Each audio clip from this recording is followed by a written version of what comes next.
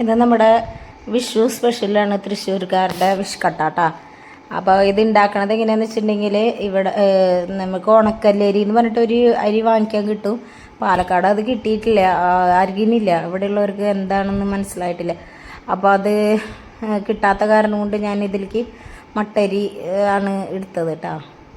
ഇത് മട്ടരി നല്ലോണം വേവിക്കുക. ചോറ് വല്ലാണ്ട് ചോറ് പോലെ ആവാൻ പാടില്ല, ചെറുതായിട്ട് ഇങ്ങനെ ഒന്ന് കടിക്കണ ഒരു രീതിയിൽ ചെയ്യാൻ പാടുള്ളൂ. അപ്പം നാളികേരപ്പാലിലാണ് ഇത് വേവിക്കണത്.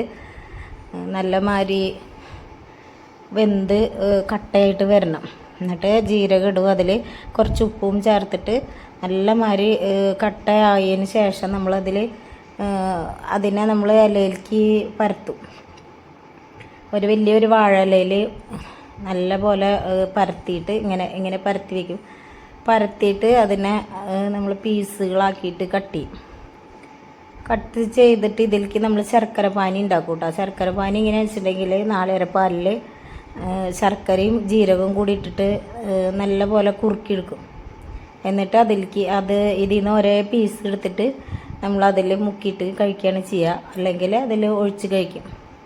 അപ്പോൾ ഇതിങ്ങനെ നല്ലോണം പരത്തി കഴിഞ്ഞിട്ട് നമ്മൾ പിന്നെ ഇങ്ങനെ പീസുകളാക്കിയിട്ട് നമുക്ക് എടുത്തിട്ട് അതിൽ ശർക്കര പാനി ഒഴിച്ചിട്ട് കഴിക്കാം കേട്ടോ. ശർക്കര പാനിയിൽ നമ്മൾ ശർക്കരയും അതേമാതിരി തേങ്ങാപ്പാലും ജീരകവും നല്ല ജീരകവും കൂടി ഇട്ടിട്ട് നല്ല പോലെ വറ്റിച്ച് ഇങ്ങനെ ആക്കിയെടുക്കും കേട്ടോ. എന്നിട്ട് അതിലാണ് മുക്കി കഴിക്കുക. നല്ല ടേസ്റ്റാണ് നമ്മുടെ തൃശ്ശൂരത്തെ വിഷുക്കട്ട. അങ്ങനെയാണ് കഴിക്കാൻ. പിന്നെ ചില സ്ഥലങ്ങളിലൊക്കെ നമ്മുടെ മാങ്ങക്കറി കൂട്ടി കഴിക്കും.